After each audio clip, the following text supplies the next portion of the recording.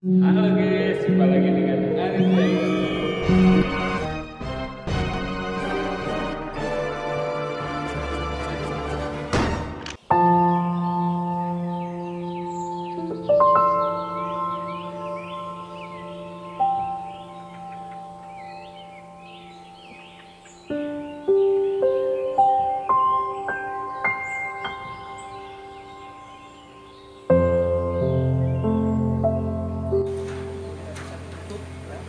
Tidak bisa disalahkan dan sebagainya. Nah, kenapa? Dia mewakili sang klien kok.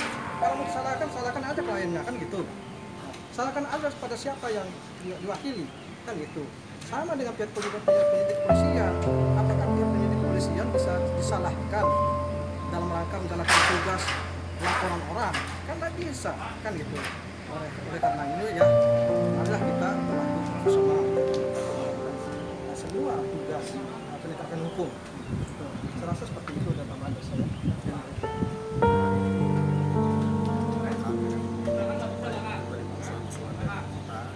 Kita menginginkan agar diulang kembali ya perkara bisa saksi-saksi yang biar ada keseimbangan, saksi pelapor dan pelapor harus bisa kedua belah pihak, jadi ada persamaan di hadapan hukum. Before the law, semua orang sama di hadapan hukum, baik itu jenderal dengan satu atau dua bidang pihak. Kalau memang ada keterlibatan ya bisa diproseskan begitu. Saat ini Polri sangat luar biasa ya kinerjanya. Jangan sampai ada penurunan meningkat apabila kurang profesional. Kami harus penyidik tadi memberikan masukan-masukan dari pengacara untuk insya Allah akan digelar ulang kembali panggil saksi-saksi yang lebih lengkap, baik saksi pihak mereka maupun saksi daripada pihak itu yang kami mau. Setelah itu diperjelas di mana. Karena menurut saya sebenarnya karena saya menghadiri waktu itu tidak pernah menyebutkan nama si A, ya teman-teman mungkin mesti ada rekamannya ya. Kalau perempuan itu dibuat jutaan bahkan di Indonesia gitu. Tidak menyebut inisial pun tidak menyebut nama si A, si B, si C ya. Tapi kalau wartawan menyebut nama seperti tadi ada yang menyebut nama dia, saya tidak pernah menyebutkan nama dia, saya tidak menyebut inisial. Itu pun waktu itu ya saya bicara di hadapan para wartawan, itu yang saya pegang ya. Jadi hati-hati juga para penyidik harus teliti, harus jeli ya, dan mendengar dari kedua belah pihak saksi. Itu yang kami harapkan agar ada keseimbangan, ada persamaan di hadapan hukum dan ada keadilan di sini ya, tidak ada keberpihakan siapapun dia gitu ya.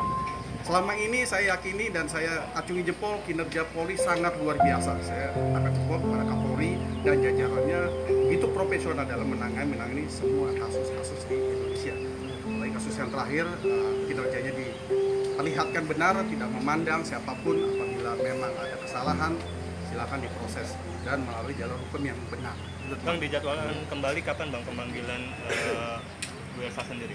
Karena hari ini tidak bisa hadir. Ya, kalau Bu Elsa sendiri kelihatannya kesulitan ya, karena memang beliau 6 bulan ini harus istirahat satu rumah. Menurut keterangan dokter seperti itu. Tapi ya, yang pertama kita minta saksi-saksi dulu ya, karena saksi semuanya sehat. Saksi dari kami ada kurang 6 lagi ini juga siap menjadi saksi, siap dihadirkan. Tinggal kapan pemanggilan saksi-saksi itu yang kami sedang bicarakan dengan pihak penyidik.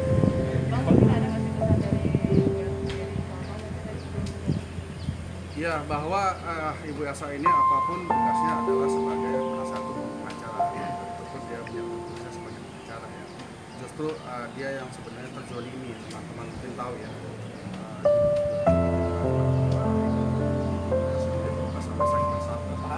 Begitu kemarin dia cerita tetap menangis keluar air mata. Apakah orang yang terzolimi justru terzolimi kembali?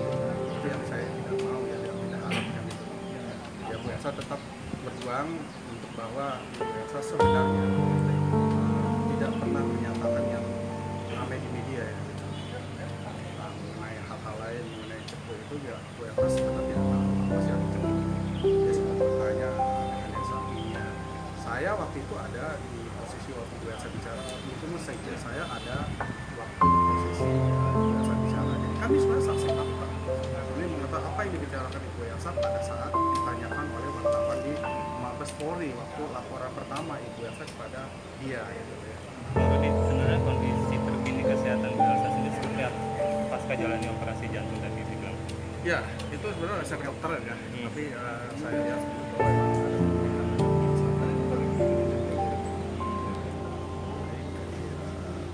sangat berisiko gitu kan. Nah, apabila terjadi apa-apa dengan Bu Elsa, maka kami akan menuntut anak saya dulu sama polisi. Tapi ya kita harap dia tetap tenang, kita siap menghadapi apapun yang akan terjadi nantinya ya. Tapi saya yakin bahwa memang Bu Elsa sesuai koridor yang berlaku ya, dia menjalankan tugas. Karena ya dalam 19 tahun dalam menjalankan profesinya, baik di dalam maupun di luar pengadilan. Awalnya hanya di dalam pengadilan, tetapi kita judicial itu kepada MK memutuskan bukan hanya di dalam maupun di luar pengadilan. Kita dilindungi ada hak imunitas karena beliau tidak lepas dari posisi profesinya sebagai pengacara. Pak Ketum bisa menambahkan atau Pak Yasen? Tadi kan Pak Yasen, kebetulan Pak Yasen juga tadi ada saya sama Tony, Mas Tony mana? Ya, Pak Tony.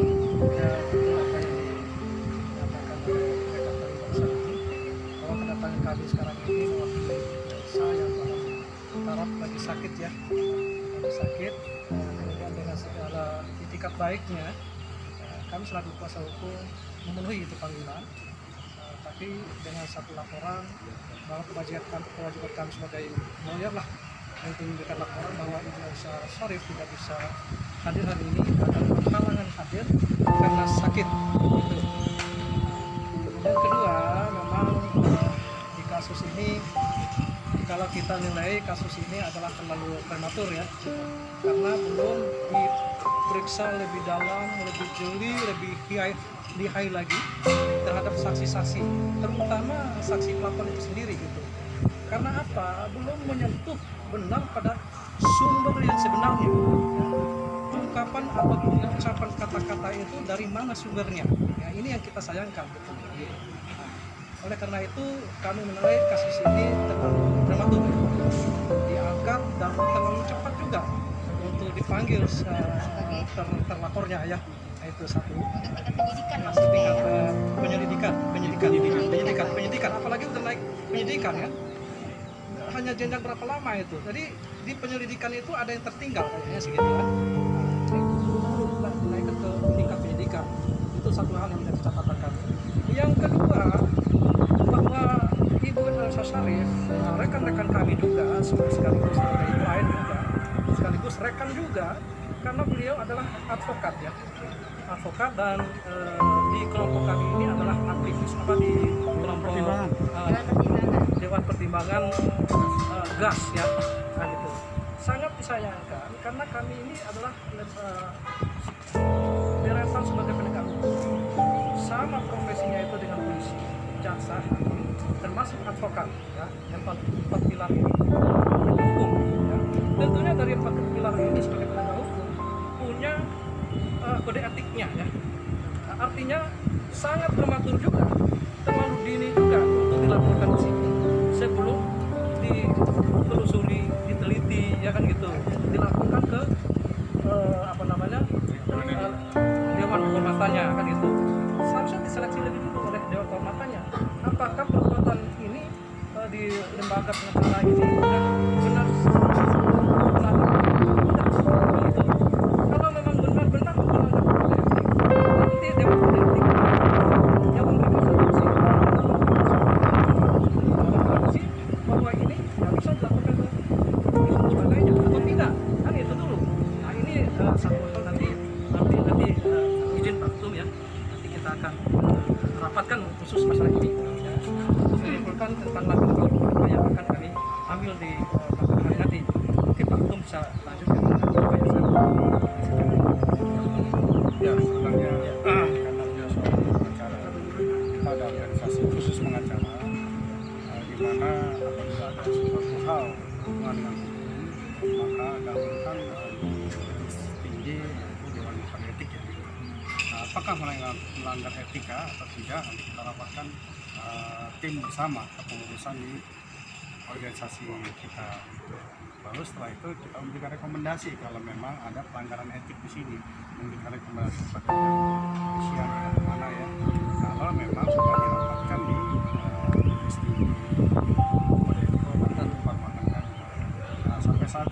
ada ya, belum ada pengajuan, juga belum ada di pembahasan. Tiba-tiba sudah ada fatwa. Itu yang kami sebenarnya kurang ya, menurut kami. Secara hukum dan secara profesi. Prosedurnya belum dijalankan dengan benar. Di sini kami ingin meminta pajak keadilan, meminta persamaan di hadapan hukum. Jadi tidak ada keberpihakan karena hukum adalah equality before law. Setiap orang sama di hadapan hukum, baik presiden, menteri, sampai jenderal-jenderal maupun tukang becak sekalipun itu sama di hadapan hukum. Ya, ini harus ada keseimbangan, harus ada persamaan. Kalau saksi pihak dari pelapor diperiksa, maka saksi pihak pelapor harus juga diperiksa, harus juga diajukan menjadi saksi. Begitu pun kita akan mengajukan saksi ahli juga bahasa ya,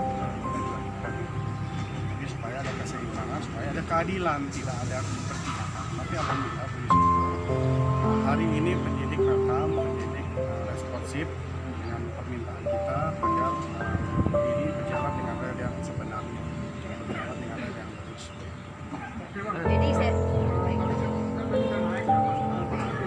hasilnya ya. Hasilnya apa? Oke, baik. Saya menyambung pembicaraan Pak Gunung tadi.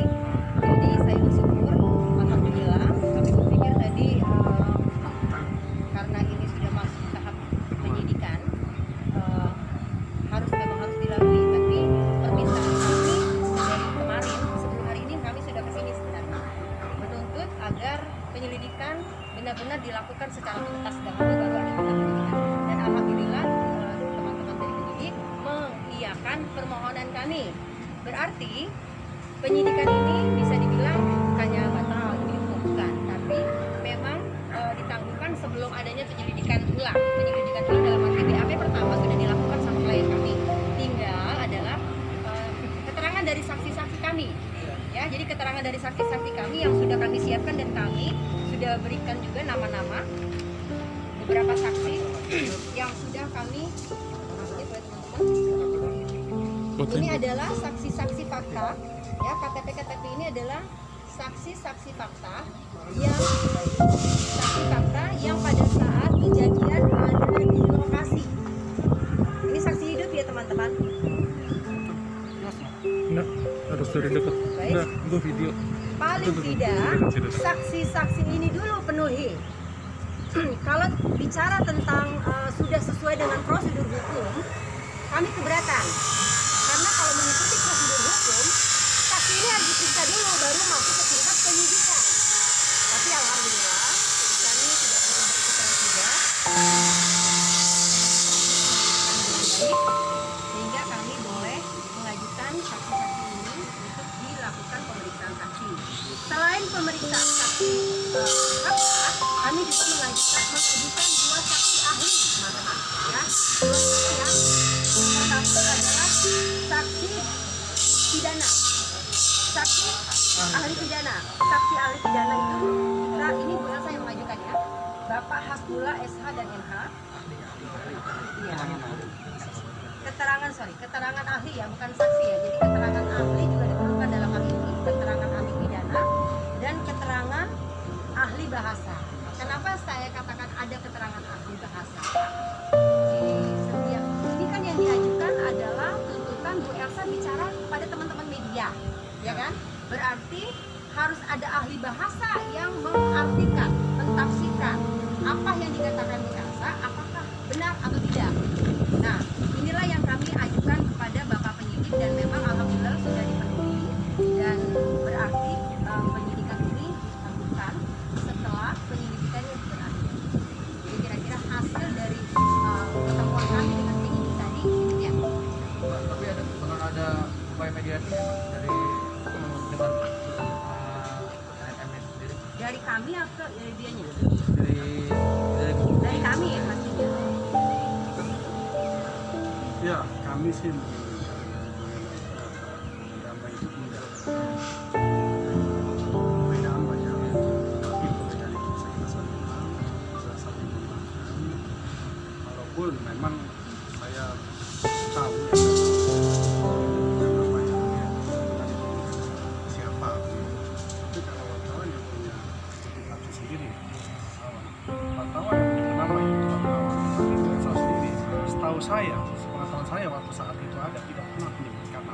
siapapun.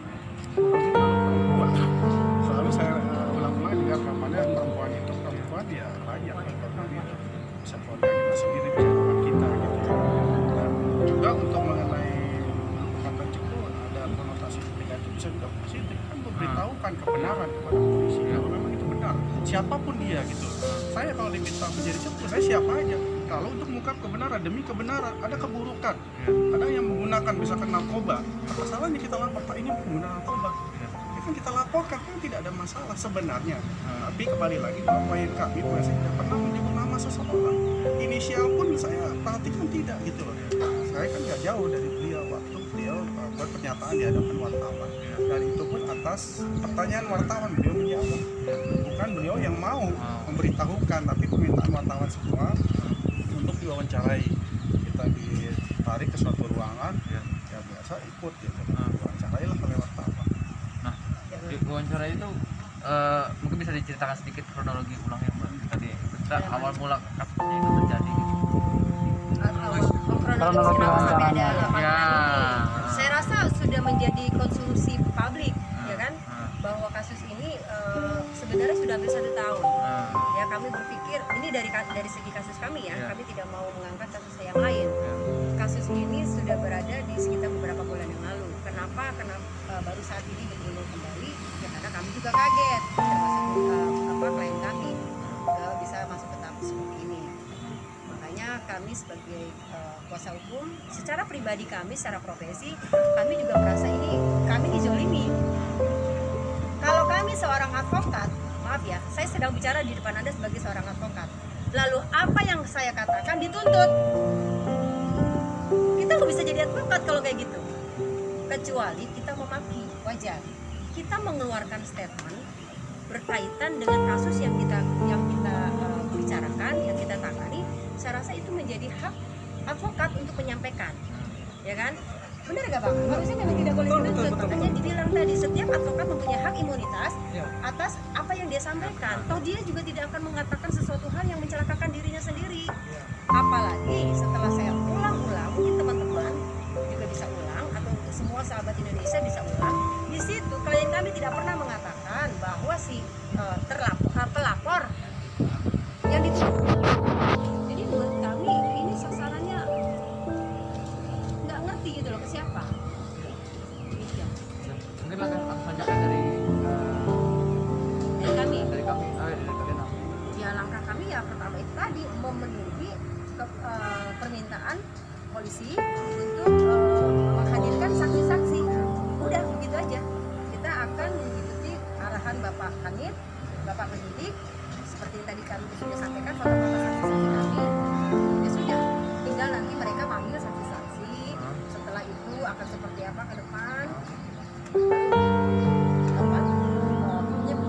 Berapa hari lagi saksi akan dihadirkan? Itu kami tidak bisa Permintaan sampaikan dari karena itu kewenangan dari penyidik. Oke.